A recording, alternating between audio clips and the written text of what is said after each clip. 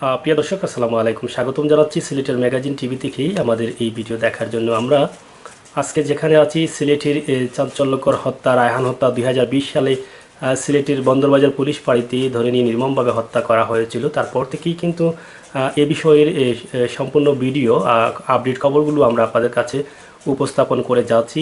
দীর্ঘ 1 মাস আমি শারীরিকভাবে অসুস্থ থাকার কারণে এই যে রায়হান হত্যার মামলার অবস্থা এবং পরিস্থিতি আপনাদের কাছে তুলে ধরতে পারিনি। আজ আবার সুস্থ হয়ে রায়হানের বাসায় এসেছি এবং এখান থেকে আপনাদের কাছে উপস্থাপন করছি বর্তমানে মামলার অবস্থা এবং পরিস্থিতি কি রয়েছে সেই বিষয়ে জানার জন্য রায়হানের আম্মার কাছ থেকে। খালা, আমরা আপনার কাছ থেকে জানতে চাই, আমরা এখন জানতে চাই আপনাদের মামলার অবস্থা কি। ধন্যবাদ আপনাকে। আসসালামু আলাইকুম, সবাইকে জানাই শুভেচ্ছা। আমি আমার কাছে একটা জিনিস খুবই খারাপ লাগছে। বর্তমানে মামলার ওনারা চার্জশিট দিয়েছেন প্রায় দীর্ঘ 8 মাস পর ওনারা মামলার চার্জশিটটা দিয়েছেন এবং চার্জশিটের মধ্যে যতটুকু আমরা পেয়েছি কিছুটা নইলেও আমরা শান্তি পাচ্ছি যে চার্জশিটের মধ্যে যেইটুকু আসছে এবং এই চার্জশিটের মধ্যে যেইটুকু আসছে সেইটা কিছুটা নইলেও কিছুটা সত্যি আছে যে উনারা আমার ছেলেকে ধরে নিয়েছিলেন, নিয়ে টাকা দাবি করছিলেন এবং এই একবারে একটা ফোন দিয়ে আমার ছেলেরে দিয়ে আমার সাথে কথা বলেছিলেন। তখন আমি ছিলাম না, আমি নামাজে ছিলাম। তাইতে তার চাচা ধরছিল, বলছিল কিছু টাকা নিয়ে আমার দড়ি আনছে, কইছে টাকা চার্জ করে। তখন তার চাচা কইছেন তুমি এখন কোনানো কইছে বন্দরবাজার পুলিশ ফাঁড়ির। এই সাথে সাথে আমি 15 মিনিটের মধ্যে উনি টাকা নিয়ে গেছে। টাকা নিয়ে যাওয়ার পরে এই আশিক এলাইয়ে ভিতরে ঢুকতে দেয় নাই কিংবা রায়হানের সাথে দেখা করতে দেয় নাই। লাস্ট মুহূর্তে এই আশিক এলাই রায়হানের চাচার সাথে গিয়া ফজরের নামাজ পড়ছে কুদরতুল্লাহ মসজিদে। নামাজ পড়ে এসে সে এত বড় বেইমানি করলো কেমনে যে এক জায়গায় এক সাথে সজ্জা দিয়েছে নামাজের, তাও ফজরের নামাজ, জীবনের শুরু এবং দিনের শুরু হইল ফজরের নামাজ। এই নামাজের সাথে নামাজে একসাথে সজ্জা দিয়েছে রায়হানের চাচা এবং আশিক এলাই। এই সজ্জাটা শেষ করে এসে যখন রায়হানের চাচা বললো যে আমি না একটু পানি দেই আমার ছেলেটাকে, তখন বললেন না, ছেলে ঘুমিয়ে আছে, আর যারা ধরে আনছে এরা তালা মারিয়ে গেছেন। কিন্তু ওই সময় তো কিন্তু টাকা নিয়ে গেছিল, আর এই টাকা নিয়ে দিতে দেরি হওয়ার কারণে তারা আমার ছেলের মারি ফেলা দিছে। চার্চিসে তারা গাইছে, সেইটা চার্চিসে যেটা গাইছে সেইটা আমার কোনো লোক গায় নাই, পাবলিককে কোনো কিছু বলে নাই। তাদের মধ্যে তাদের পুলিশেই বলছে রায়হানকে ধরে নিয়ে গেছে। যখন ধরে নিয়ে যায় তারা ছিনতাই বলে সাজিয়েছে, কিন্তু এইখানে ছিনতাইয়ের কোনো ঘটনা ছিল না, এইখানে কোনো মারপিটের কোনো ঘটনা ছিল না। রায়হানকে টাকার জন্য ধরে নিয়ে গেছিল, টাকা চাইছিল। রায়হান কইছে আমার কাছে এত টাকা নাই, আমার কাছে 500 টাকা আছে মাত্র। এই রায়হানে 500 কি নোট দেখাইছে, কইছে না তোর মার কাছ থেকে আনা টাকা। তখন রায়হানরে দিয়ে মারছে খুব বেশি 1 ঘন্টা ফোর 1 ঘন্টা না 15 মিনিট ফোর আমার রায়হানের খুব বেশি মারছে। এবং এই টিটু চন্দ্র পায়টা এইরকম তুলা দিয়ে ধরছে এবং এই হারুনুর রশিদ ফায়ে আঘাত করছে। এই আশিকে লাই বলছে ফায়ের তলায় বেশি করে মার, কিচ্ছু হইবে না। আশিকে লাইয়ে বলছে টিটু এই আকবরে খুব বেশি মারতে চার, বলছে টাকা না। তখন এ বলছে আমার মায়ের টাকা নিয়ে আসবো। 10,000 টাকা কইছো না, আমি যদি আরো বেশি করে আমার মায়ের টাকা নিয়ে আইতে পারবো। আমার বাচ্চা যখন ফোন দিয়া কইছে টাকার কথা, কইছে কিছু টাকা নিয়ে আসো। আমি তো টাকা দিয়ে পাঠাইছি, কিন্তু আশিকে লাইয়ে দেখা করতে দেয় নাই, টাকাটা দিবার সুযোগ দেয় নাই। তা নইলে আমার ছেলে কিন্তু বাঁচত। সাধারণ 10,000 টাকার জন্য তারা আমার ছেলেরে মারতে মারতে এত মারিও পালাই দিল। বাদে তারা আমার ছেলের শার্টটা খুলিয়া এই মায়ের অবস্থার মধ্যে আবার গুজলও করাইছে। আমি চার্চিসের মধ্যে আমি পাইছি আমার ছেলের দুটোটা পাও ভাঙছে, ভাঙ্গা পাও দিয়া কইছে 8 বার লাগে। আমার ছেলে 8 তো পারছে না, তারা দুইজনে মিলিয়া আটাইছে আমার ছেলের ভাঙ্গা পাও দিয়া। এর মধ্যে যখন টান নিয়ে প্লাস দিয়ে নখ খুলছে, তখন আমার বাচ্চা পয়লা ফিট হয়ে গেছে। বাদে তারা মুখে পানি না দিয়া তারা আবারও ফিট অবস্থায় আমার বাচ্চারা খুব বেশি মারছে। তখন কুতুবুদ্দিন নামে একটা ছেলে এ কইছে আকবর তুমি আর মারিও না, বেশি মারিলেই না। তখন আকবরে কইছে না অসুবিধা নাই। তখন এর কুতুবুদ্দিন আবার কইছে ও তোমার ঠিক হইছে না। আশিক এলাইয়ে টিটু চন্দ্র আকবরে কইছে না এরে মার বেশি করি।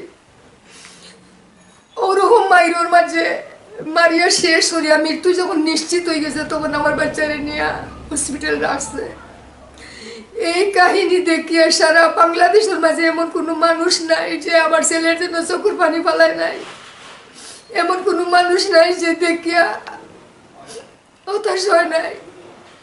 এবং যখন সাংবাদিক সম্মেলন আমি করছিলাম তখন সব আইনজীবীরা আমার বাসায় আসছিলেন, আসিয়া আমার দেখিয়া এইটাই বলছিলেন আমার ছেলেরে দেখিয়া যে আমরা কোনোদিন কুনিরার সাথে পক্ষে আমরা দাঁড়াইতাম না।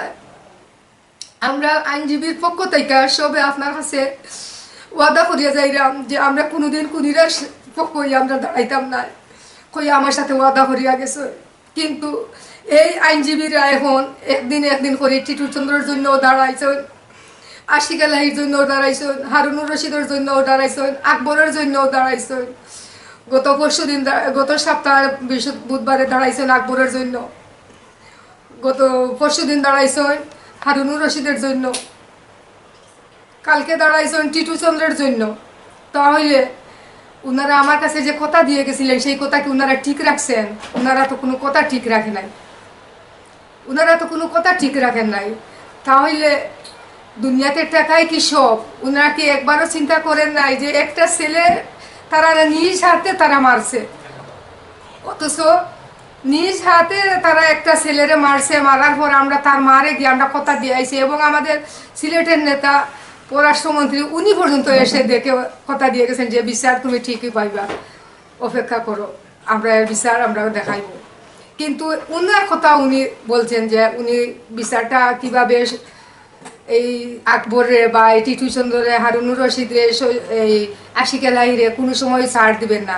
কিন্তু আমার দুঃখজনক একটা কথাই হলো এই যে উকিলরা আসামিদের পক্ষে দাঁড়িয়ে যে তারা আসামির পক্ষে কথা বলেন, উনাদের কাছে টাকাটাই কি বড় হয়ে গেল? উনাদের কাছে রুজিটাই তাদের বড় হয়ে গেল? চিন্তা করেন নাই উনারা যে রায়হানের মতো ছেলে আমারও আছে, কিংবা আমিও রায়হানের মার মতো আমারও মা আছে করে? এটা তা উনারা কি চিন্তা করেন নাই একটুকু? উনারা কি উনাদের কথা রাখছেন? উনাদের কথা রাখেন নাই, কারণ উনারা টাকার দিকে তাদের মনটা ঘুরিয়ে নিয়ে গেছেন। দেখেন একটা জিনিস দেখেন, এই যে তামান্না হত্যা হয়েছে, তামান্না হত্যার স্বামীকে 5 মাস পর ধরছে। এই যে আরেকটা ছেলে টিল্লাগড় নাইম হত্যা হয়েছে, এই ছেলেটার আসামি ধরা হয়েছে, সেটা ওই রকম বাইরে যাবে। এই যে সিলেটের চাঞ্চল্যক একটা কুমারগাঁওয়ে হয়েছিল রাজন হত্যা, সেইটা তো রায় তো হয়েছিল যে ফাঁসি হবে, কিন্তু ফাঁসি কি বহাল হয়েছে? ফাঁসি তার রায় হয়েছে ঠিকও, কিন্তু কার্যকর হয় নাই। আমাদের দেশে আইন আছে কিন্তু আইনটা প্রয়োগ করা হয় না। আমাদের দেশে আইন আছে ঠিকও, কিন্তু আইনটারে ঠিক মতো চালানো হয় না। যদি এইরকম আইন ঠিক মতো চালানো না হয়, এইরকম প্রতিদিন আপনারা দেখে যাচ্ছেন নেটের মধ্যে দুইটা একটা ঘটনা, ছেলেরা ছেলেদেরকে মারতে মারতে সাহস পাইছে, পুলিশে পাবলিকরে মারতে মারতে সাহস পাইছে, এখন মেয়েরা তাদের স্বামীদেরকে মারে পার হয়ে যাচ্ছে। দিন দিন কতটুকু আগ বাড়ছে খুন, রাহাজানি, অত্যাচার, এইরকম দিন দিন আরও বাড়তে থাকবে যদি সিলেটে বিচার না হয়, বাংলাদেশে বিচার না হয়। তাই আমার মনে হয় এই যে রাজন হত্যার এই ফাঁসির রায় হয়েছে কিন্তু সেটা কার্যকর হয় নাই, তাই আমার মনে হয় আমার রায়হানের বেলাও ঠিক সেই রকমই হবে, যে রায় হবে কিন্তু কার্যকর হবে না। যার জন্য এই তাদের পক্ষে উকিলরা বারবার একদিনের পর উঠতেছেন, কিন্তু উনারা একটুকু মাথায় রাখেন নাই যে এইরকম দুষ্টি যারা দুষ করে এদেরকে বিচারের আওতায় আনা হোক, এদেরকে সুযোগ দেওয়া হোক না যে আরও একটা কাজ করো। আর যদি এদেরকে পক্ষে যদি কথা বলা হয়, এদের পক্ষে যদি আইনের সাহায্য নেয়, তাহলে কিন্তু এদেরকে সাহায্য করা হলো, এরা আরও সহযোগিতা পাইব, আরও মারার সাহস পাইব। তাই আমি চাই যাতে আমার ছেলের পক্ষে যেন রায়টা এমন হয়, এদেরকে ফাঁসির কাঠ করায় ঝুলিয়ে যেন মারা হয়। আপনারা দেখেন এই যে রাজন হত্যা কখন কবে হয়েছিল, কিন্তু রায়টা কার্যকর হয় নাই। তো আমি আশা করব এই রায়হানের যে কেসটা কোর্টে উঠছে, যিনি ম্যাজিস্ট্রেট থাকেন, যিনি পিপি থাকেন, যিনি উকিল থাকেন, ওনারা সবসময় মাথার মধ্যে এটাই রাখবেন যে একটা রায়হানকে নির্মমভাবে যে হত্যা করা হয়েছে, রায়হানের দোষটা কী ছিল? তার যদি দোষ থাকতো তারে আইনের মাধ্যমে, কোর্টের মাধ্যমে তাকে চালান দেওয়া হতো, তাকে মারার কোন অর্ডারটা তারা পেল? তাই আমি সবার কাছে, আমাদের পররাষ্ট্রমন্ত্রী, আমাদের আইনমন্ত্রী, পররাষ্ট্রমন্ত্রী, আমাদের প্রধানমন্ত্রী, সবার কাছে আমি আকুল আবেদন জানিয়ে আমি অনুরোধ করব যাতে আমার রায়হানের যতক্ষণ পর্যন্ত বিচার কার্যকর না হয় ততক্ষণ পর্যন্ত কোনো আসামিকে জামিন যেন দেওয়া না হয়, বেল যেন না হয়। আর যখনই তার বিচারটা রায় হবে, বিচার রায় হওয়ার সাথে সাথে যেন বিচারটা কার্যকর হয়, এটাই আমি অনুরোধ সবার কাছে বলবো। আর সবার জন্য আমি এটাই দোয়া করব, সবাই যেন আমার রায়হানের পক্ষে রায়টা নিয়ে আসে এবং আমার রায়হানের জন্য দোয়া করবেন। আর আমার রায়হান শুধু রায়হান না, রায়হান আলফার বাবা ছিল, একটা কন্যার বাবা ছিল। সে একটু হাঁটতে পারে, কিন্তু সে যখন যখন আঙ্গুলে এরকম ধরে, তখন আমার চোখের সামনে পাশে যে তার বাবা থাকলে তার আঙ্গুলে ধরে হাঁটতো। রায়হান শুধু রায়হান না, রায়হান আমার একটা সন্তান। ভাইয়ে তার বই হারাইছে, বইনে তার ভাই হারাইছে, মেয়ে তার বাবা হারাইছে, আমি আমার সন্তান হারাইছি। সন্তান হারানোর বেদনা যে কতটুকু আপনারা আমাকে দেখে বুঝেন। আজ 9 মাস হয়েছে, এখন পর্যন্ত 9 মিনিটের জন্য আমি বুঝতে পারি নাই। আপনারা দেখেন আজ থেকে 9 মাস আগে আমাকে কিরকম দেখছেন, আর আজকে আমাকে দেখে দেখেন আমি কিরকম সুস্থ আছি।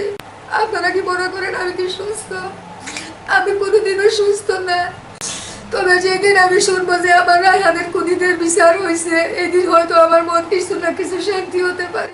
যেদিন আমি শুনবো যে আমার রায়হানের বিচারের পক্ষে রায় হয়েছে এবং আসামিদের ফাঁসির কাঠগড়া দাঁড়ানো, ওদের রায় কার্যকরটা দ্রুত হয়েছে, এদিন আমার মন শান্তি হইব। আর যদি শুনি যে কোনো না কোনো আসামি বেইলে বা জামিনে বাইর হয়েছে, তখন আমি কোনো সময় সহ্য করতে পারবো না, মেনে নিতে পারবো না, এবং আমি বলবো পৃথিবীতে বিচার নাই, দুনিয়াতে বিচার নাই। দুনিয়াতে যদি বিচার থাকতো, একবার বিবেচনা করবেন আমার আলফার দিকে, একবার বিবেচনা করবেন আমার রায়হান ঘর থেকে বাইরে গেল আর ফিরে আসে নাই। যখন আমার রায়হানকে দেখি, তখন আমার রায়হানের শরীরটা দেখে পৃথিবীর কোনো মানুষ নাই যে চোখের পানি ঝরে নাই। আর আইনজীবীর পক্ষ দিয়ে যদি কোনো খুনি বাইর হয়ে যায়, তাহলে বলবো এরাও এই খুনিদের মতো, তারাও একজন। তা নাহলে তারা আমাকে কথা দিয়ে গেছিলেন কোনোদিন এই খুনিদের পক্ষে দাঁড়াবেন না, ওনারা টাকা লোভে খুনিদের পক্ষে দাঁড়িয়েছেন, কিন্তু রায়হানের কথা চিন্তা করেন নাই। দুনিয়াতে যদি সত্যিকারের বিচারটা কে থাকে, তাহলে ওনারা তা দেখাবেন। এইটাই আমি অনুরোধ করব। আমি আশা করব আমি যেন বিচারটা, আমি সুষ্ঠু বিচারটা পাই। আমাদের পররাষ্ট্রমন্ত্রী, আমাদের প্রধানমন্ত্রী, আমি সবার কাছে, যত আইনজীবীরা আছেন সবার কাছে আমি বলবো আমি যেন সুবিচারটা পাই এবং সুস্থ বিচারটা যেন হয়, এটাই আমার অনুরোধ। আসসালামু আলাইকুম।